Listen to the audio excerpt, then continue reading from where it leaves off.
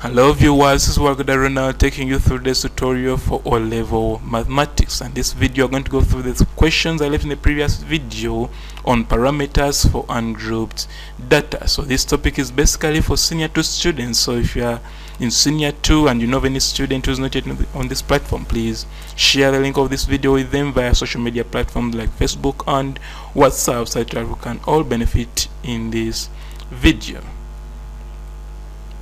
So these are the very questions I leave. So question 1 was from 1997, paper 2, question 5, and question 2 was got from UNEB 1995, paper 1, question 8. Question 3 was got from UNEB 1991, paper 1, question 11, and lastly question 4 was got from UNEB 1989, paper 1, question 5. So I believe you have already tried them out and ready to check your progress and mark yourself. So we are going to start with question 1. Question 1 says 4 athletes run 100-meter races. Their times taken to complete the race in seconds were, so these were times 16.5, 13.6, 10.8 and 12.4. Then the Roman one says write down the median in seconds of the 4 times. Then Roman 2, calculate the time taken by a fifth athlete if the mean of all the 5 times was 13.4 seconds. So we shall start with Roman 1, where they want us to get the median of the 4 times. So remember, median is got by first arranging in ascending order. So we are going to arrange in ascending order to come up with that. Then we cross on either side. We shall remember the 2 values on the middle, so we shall get the average of these 2 values, and that will be our median. So median will be 12.4 plus 13.6 over 2 to come up with 8 seconds. So basically that was Roman 1. Now for Roman 2, they want the mean of the fifth athlete, which will make the total mean for the time taken by the fifth athlete if the mean of all the 5 will be 13.4.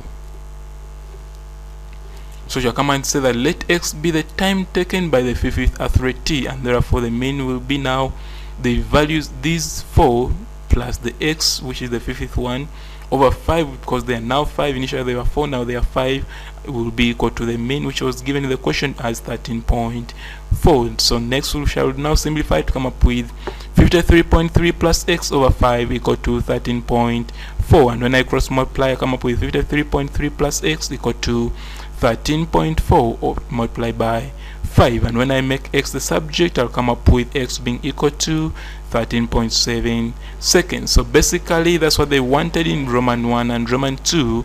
And now let's see how marks can be awarded.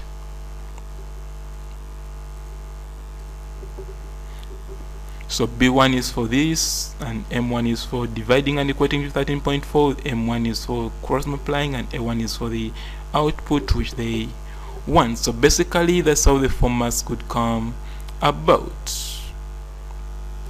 Now shall go to question 2, and question 2 says the mean weight of a class of 30 boys is x kilograms.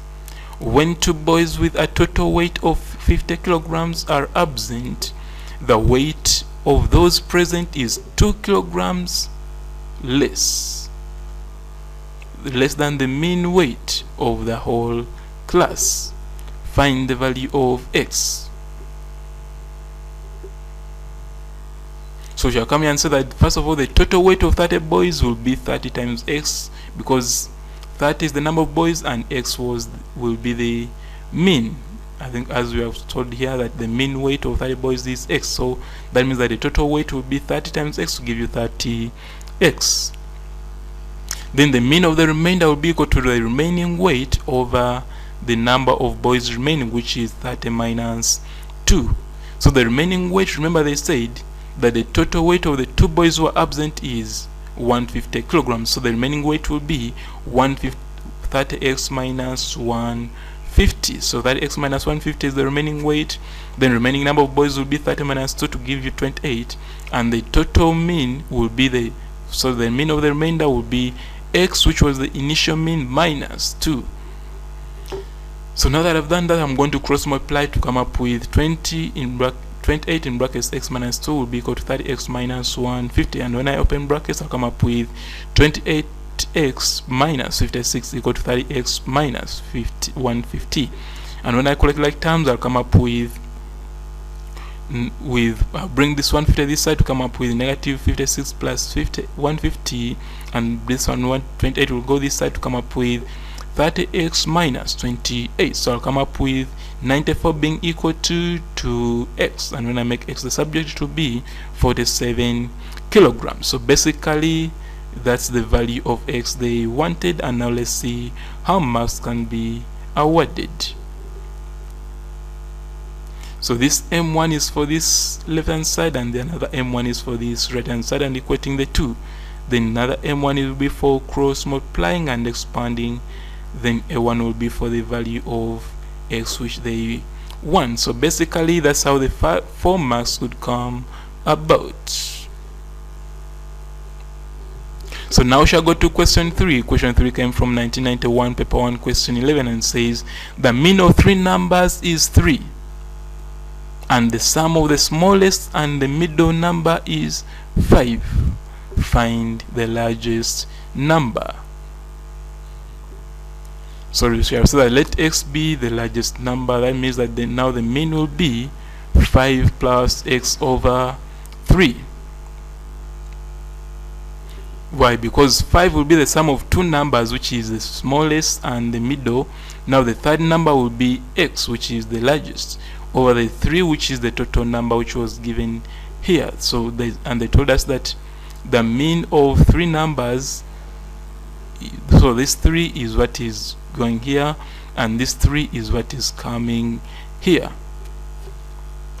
So when I cross multiply, I'll come up with 5 plus x being equal to 3 times 3. To come up with simplify, I'll come up with 5 plus x equal to 9, and when I make x the subject, it will be x equal to 4. So basically that is the largest number. So now let's see how marks can be awarded.